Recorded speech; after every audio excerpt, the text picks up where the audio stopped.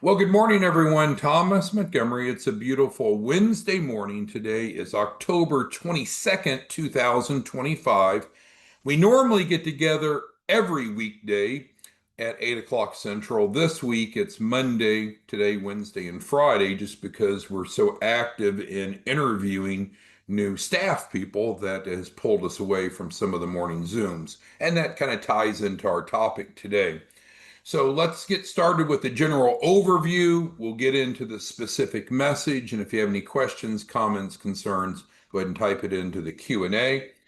If you know someone or you are someone that's looking to participate in the grant and get a free shelf corp, you can go to entrepreneurstarterpack.com and just ask for four basic pieces of information: first name, last name, email, phone, and then we can get you set up on the grant. If you are one of our resellers, then you should have a landing page that looks like Entrepreneur Starter Pack. So if you do not have your landing page, be sure to send us a text, 903-347-8042, so we can make sure you're set up. Our website is 509pacific.org. We record our trainings. They're up on YouTube. And if you need to schedule a call, here's how to do it. As far as background, our 501c3 nonprofit has received a grant, and we have three mandates. And this is relevant to understand because we're here to fulfill these mandates, but also we're looking for potential distribution partners, what we call resellers, that could join us in this endeavor. So improving financial literacy is at the core of what we do, and certainly welcome you to assist us in doing so. Secondly, we give away the shelf corps, and the reason that we do that is it's just frankly easier in most cases to take a clean shelf corp and get it funded than working with existing businesses that clients have that may have issues. And then we want to use that knowledge and those shelf corps to go get funding. There is no maximum. It's based on what the client wants, but there is a minimum. The minimum based upon the grant is we're guaranteeing a minimum of 100,000 capital raise.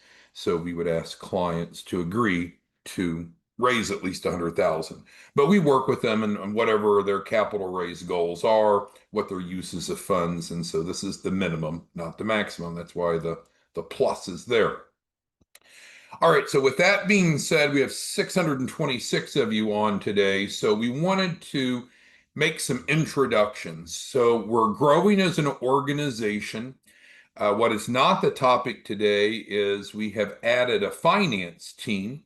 And our finance team is, once we have worked with the client to get them fundable, which is going to tie into the next couple paragraphs, we have a finance team that will work with the client and get them the funding offers for the large funding, the business funding. So that's a new team, a new division, not the topic today. We'll cover it another day. The division or component of the organization that we wanted to visit and introduce you to today are our new attorneys. And you might say, well, if we're a nonprofit and we're helping people get funding, why do we need attorneys? Well, I'll describe that in just a moment. So the most basic understandings, we talk about financial literacy, that the most basic principle that you and I can teach to someone is that if you want business funding, you need to have a fundable business. We can't skip that step. We can't just say that we need money really badly or we want it really badly. We can't just stomp our feet and say, give me money. We need to qualify. However, different types of funding has different qualifications, so there's not just one answer to that. If there was just one answer, we could just put it here on the screen and we'd all say, okay, well, that's exactly what we need. But there's different types of funding. So part of what we do is match the client to the right type of funding, and then secondly, help them qualify. And that gets us into the next paragraph. So, from a fundable business perspective, what is consistent, what is a universal truth, is that we do need to start with the good foundational elements. So regardless if we're going after SBA funding or ABL, lines of credit, real estate, we want to start with the same basic foundational elements. We want to have a business entity that's in good standing, it has a unique commercial address, and so forth. So that is what we provide with the Shelf Corp deliverables. And pretty consistently, we're able to get that to grant participants within 7 days. So that's a pretty quick turnaround on what we'll call the foundational elements. So the foundational elements are always the same, regardless of what type of funding we're going to pursue based upon the client's preferences and mitigating circumstances. At that point, though, things can vary based upon the client's goals and mitigating circumstances. So we provide the foundational elements, and then what we're going to do is assist each grant participant in legally and ethically qualifying for their desired capital raise based upon their 3 C's. And we've covered this many times. You all probably know it like the back of your hand. What are the 3 C's? Collateral, credit, but in the sense of business credit, and cash flow. So, do all lenders have the same requirements for the 3 C's? No, that's not true. Do all lenders require all 3 C's? No, that's not true. Is it safe to say that all lenders require at least one of the 3 C's? I believe that to be true. However, through the grant, what we're asked to do is to actually assist clients in building out all 3 C's, and that's going to give them the broadest access to funding at the best terms. So with that being said, we're not here to go deep into the 3 C's today, but all of this is building up to why we're going to talk about our new attorneys. So of the 3 C's, let's focus on collateral for a moment. So for clients who have a collateral shortfall, so what does that mean? Let's break that down. So if we agree that we need to have a fundable business, and in addition to the foundational elements, there are these 3 C's. Collateral are the assets that are pledged by the borrower to the lender that protects the lender in case the borrower doesn't pay them back. It's called collateral. Different things can be collateral based upon what the borrower has, but frankly, we often see that our clients, the grant participants, the prospective borrowers, they don't have enough collateral. They have what's called a collateral shortfall. But again, do we always need collateral? No, because there's some sources that don't need it. So part of the matching that we do, that what we call the lender match, is to look at the client's file, and if what they're wanting requires collateral, the type of funding, then we can look at their collateral, determine if they have enough. If they don't have enough, then there's just simply 2 options. We either get them enough or we need to pivot to a different type of funding. So here we're saying, let's say that they need collateral for the type of funding that they want that meets their circumstance, and they're always in control, they're always making the decisions, but they don't have enough. So that's called a collateral shortfall. That's an industry term. So what do we do if we have a client that wants a larger capital raise, but they don't have enough collateral? Well, what we can do is we can legally and ethically transfer to them assets. The amount of assets that we would transfer should simply match whatever their shortfall is, and that'll be calculated. It's a mathematical formula. So we can transfer up. The most we've ever done is 50 million. I guess theoretically we could do more, but it's just a mathematical formula. If the client wants X and they don't have X worth of collateral, but they need it for the type of funding, whatever the shortfall is, we can provide that, or we can bring the capital raise down to the amount of collateral that they do have. So when we transfer collateral, these are real assets that's put on their balance sheet. When we do this, we transfer accounts receivables. Now, are there other types of assets? Sure, there's inventory and real estate and certain types of equipment. But what we do is we transfer accounts receivables because it has a double benefit. It serves as collateral for the loan, which is the primary objective, but also then we can liquidate it. So that gets us to the next sentence.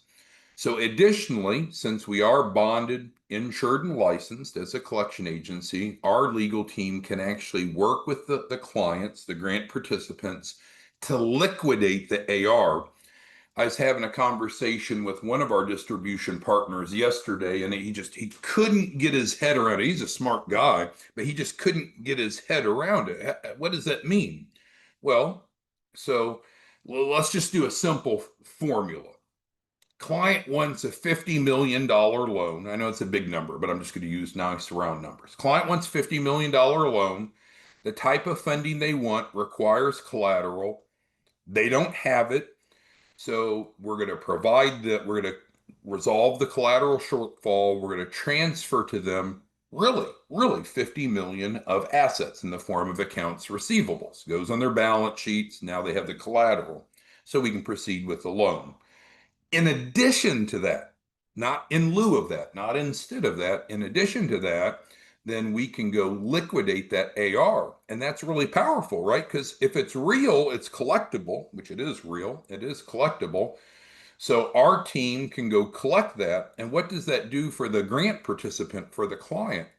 Well, it literally provides an incoming cash flow. So money is coming in to them as the AR is liquidated. If that doesn't make sense, type your specific question in, but I think that should frame it properly. Well, if what we're going to do is go liquidate this AR, we need to have not only the processes, which we have the processes in place, but frankly, we've needed to add more staff to do that process. And that's what we're here to talk about today, some additional attorneys that are going to be responsible. So these are the allies. When we talk about these attorneys, these are not bad attorneys. These are attorneys working on the behalf of your clients, the grant participants, to collect the AR that's owed to them. So let's get into the next section here. So our growing compliance department. So we call this the compliance department. Could you call it the legal department since they're all attorneys? You could. You want to call it the collections department because we're going and collecting money off of that AR? Well, you could, but we're going to call it our compliance department. And our compliance department has three purposes, and that's what we're identifying here. The first purpose of our compliance department is to make sure that we're doing what we promised, right? So we operate with written contracts, and certainly we need to do what we promised to do. And so our compliance department will be an internal resource monitoring to make sure that we're doing what we promised to do. So that's good. Secondly, the compliance department, these attorneys will be able to resolve disputes because sometimes we have clients that say, I'm unhappy. So if they murmur anything about being dissatisfied, then they would go to the compliance department, not as a negative, not as a penalty, but then the compliance department's going to work with them to resolve it. Okay, well, what is it that you believe that we didn't do?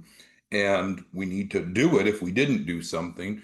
Or is it more of a misunderstanding? It isn't that we didn't do it. It's just they want something that is either not attainable or not attainable yet. But they'll objectively work to make sure we have 100% client satisfaction. And then the third category ties to what we were speaking of before. These same attorneys, and I'm going to introduce you to the three attorneys in just a second, but the attorneys then can collect the money that's owed to your clients. So if your clients gets AR from us, then we can use that as collateral on their balance sheet. And then also then we can liquidate that, and that is relevant to number 3. So, an important role of the compliance department is education. So, this ties back to mandate number 1. And I know it can be frustrating or redundant to those of you that are very well educated, but sometimes clients will not, sometimes they don't read the contract, or sometimes they don't understand the contract, or sometimes they twist it and they want it to be something different than what it is. So, of course, we want to meet their needs and expectations. But one of the key roles of the compliance department is to educate. So let me give you an example, and it ties to this. So we'll educate clients on contractual promises made by both parties. So sometimes we'll have a client that comes in and they say, okay, where's my money? So let's say they signed up yesterday. Where's my money? Well, what have we agreed to? Before we get business funding, we need to have a fundable business. We provide the Shelf Corp initial documents, normally in about 7 days. Then we go in, that's called phase one. Then we go into phase two, which is the funding phase, where we work with clients to help them qualify for the type of funding that they're matched to. And the client always gets to determine that. So we help them build their credibility through the 3 C's. So just because someone signed up yesterday doesn't mean that they're suddenly going to get $1 million today. Of course not. But some people think that they can skip steps. And so an important role of the compliance department is to educate. Part of that is understanding conditional promises. So, yes, we make promises to do things, and we should do what we promise to do. But the clients also make promises. And sometimes the client needs to do something first before we're able to fulfill our requirements, our responsibilities. So with that being said, let's go through briefly here 3 different attorneys that I believe all 3 should be joining the team. We have final interviews with them this evening. So we have Gloria. Gloria graduated law school, about 5 years ago? So she's been in practice about 5 years. She has relevant experience in 3 aspects. She is experienced in litigation. So let's tie this back. So let's say that your client had a collateral shortfall, which we talked about up here. We transferred assets to them. We're collecting the money. And let's say that one of the debtors that owes your client has not paid. We've asked them to pay. We've sent them invoices and demand letters, but they just simply haven't paid. Well, what our attorneys will do is then move it, excuse me, into the courts. And so Gloria, she has extensive experience in litigation, including drafting the pleadings, the notices, the motions, the affidavits, and so forth. So, for example, let's say that a client or a debtor hasn't paid. Gloria is really good about going and subpoenaing the client's or the debtor's bank account, uh, employment information, different elements that will be needed to help collect that money so the grant participant, your client, gets the funding. Second relevant experience is civil law, and that kind of ties to what we were saying as far as working through the court system to collect money. Gloria also has a background in criminal law. So I think we all know there's a difference between civil law, and that's kind of when you've broken a promise to another person. So there's typically no jail time or imprisonment with civil law, which is normally financial penalties. But Gloria also has experience in criminal law. So what she'll be doing is looking at the debtors that owe your clients money and looking to see if we might be able to get the prosecuting attorney to process criminal charges against them for theft, as well as getting the money from a civil perspective. We've had some experience doing this. We just need more attorneys to do more of it. But it's pretty powerful. When you have someone arrested, they typically will prioritize paying that bill because they've stolen from your client. It's part of that AR. Gloria is currently an associate director with a large law firm, and she's been with them now right about 2 years. So we're in the process of trying to recruit her away. So that's Gloria. Next, we have Monica. Monica graduated law school more recently, just about 2 years ago. She's continuing her education. She's currently enrolled in a Master's of Law program, majoring in corporate and financial law. She has really strong experience in debt recovery litigation. Again, if everybody just paid their bills, it'd be real easy. But when we're transferring this AR to help your clients have the collateral that they need, sometimes they pay willingly and sometimes they don't pay willingly. Well, Monica is an expert in collecting money, and she currently does this through a law firm, but the law firm's clients are big banks and financial institutions. So she's kind of worked the other side. So again, she's currently an associate attorney of a large law firm. So we're hopefully going to be recruiting her away. Our final interview with all three of these candidates are this evening. Third and last is Valerie. Valerie also is a relatively new graduate. Now, what's interesting about all of these three, they all three worked in the legal field before going to law school. So their experience in the legal profession is greater than what just their post law degree reflects here. Because a lot of people will get their paralegal first and then go on to become an attorney, for example. All right, so lastly, Valerie, she again graduated with Monica, different law school, but same time. She has some great relevant experience. She's really good at contract law and reviewing, evaluating, and discussing business contracts. And you can see why this is going to be really important because we talked about sometimes clients think that we haven't done what we promised to do, but oftentimes we have. Therefore, she is really good at taking the heat off the conversation, slowing down, going through the contractual promises with the debtor and explaining what their responsibilities are as well. She's got great experience in regulatory compliance, debt collection. And what's interesting about Valerie, she speaks three languages. She speaks English, as you'd expect. She's proficient also in Spanish and French. And I know some of you have been approaching us about doing more with Spanish speaking clients. So Valerie would be a great resource for them. She's currently a senior attorney with a large law firm. So, with that being said, give me some feedback. What are your thoughts? If you had to choose one of these three, Gloria, Monica, or Valerie, they're all real people. I know I didn't give you their last names, but they're all real people. Which one would you want working your clients' accounts? We're trying to put it to a vote. Which one do you think would be the strongest? Valerie has some unique skill sets, being not bilingual, but I guess that's called trilingual. She's good at explaining. Monica, very experienced in recovering debts for banks.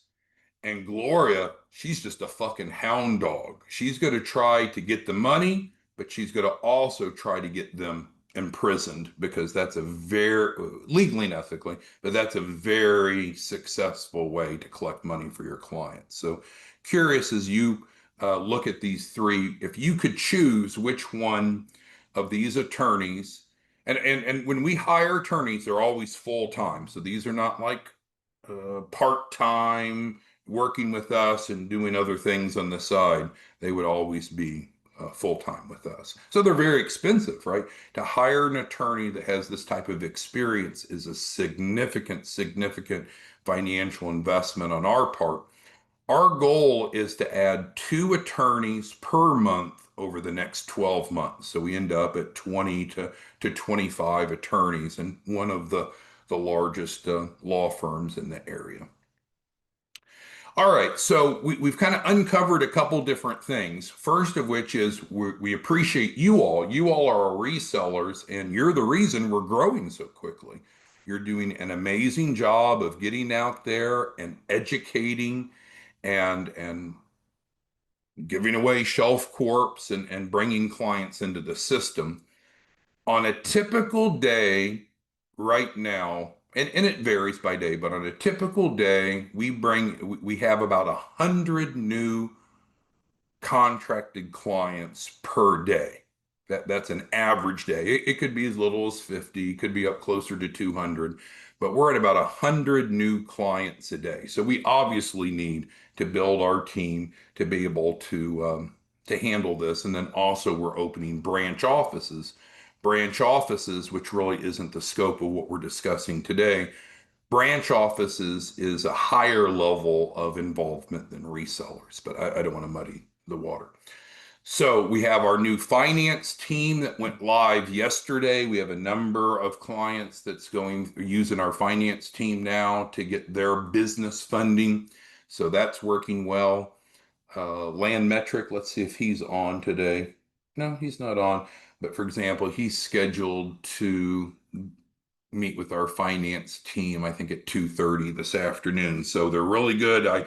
Once we on our side, on the operational side, make sure the client meets the criteria of having a fundable business, then we're able to pull in our finance team that then facilitates getting the business loans. And so that helps us because we just needed to grow and have more staff, more bandwidth.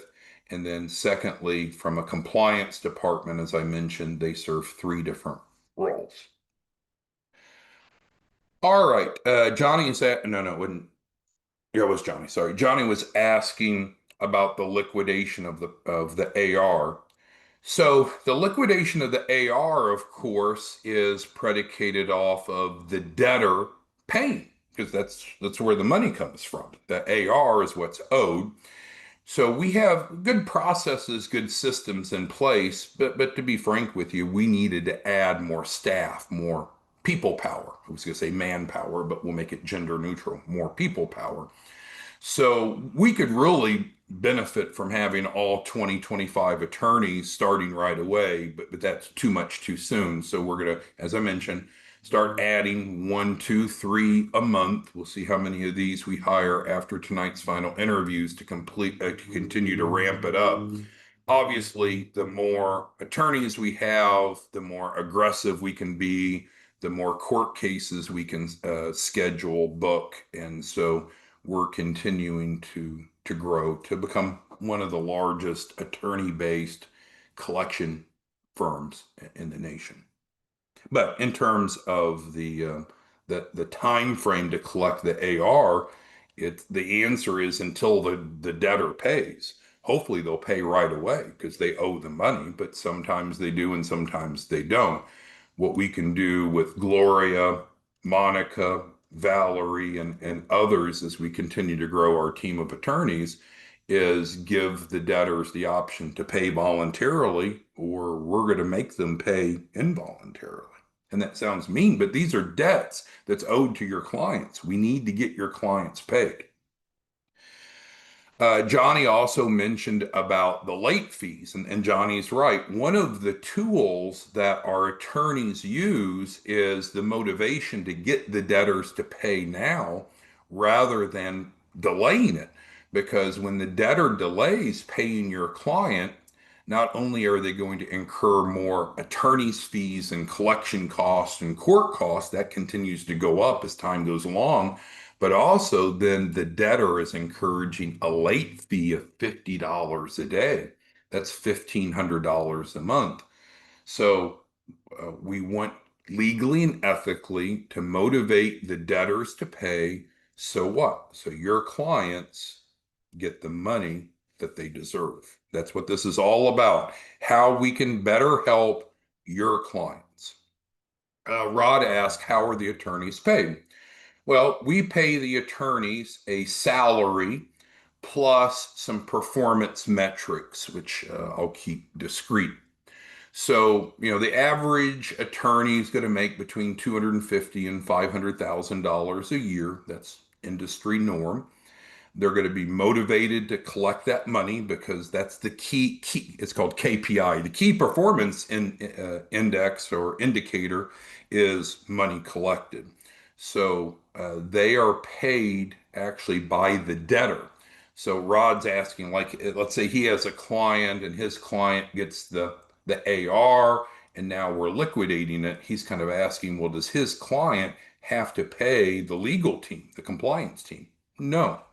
Actually, they don't. What we do is we pass the collection cost, the legal cost, off to the debtor. So ironically, it's the debtor that's paying us to cover the attorney's salaries and incentives. Hopefully that makes sense. Let's see.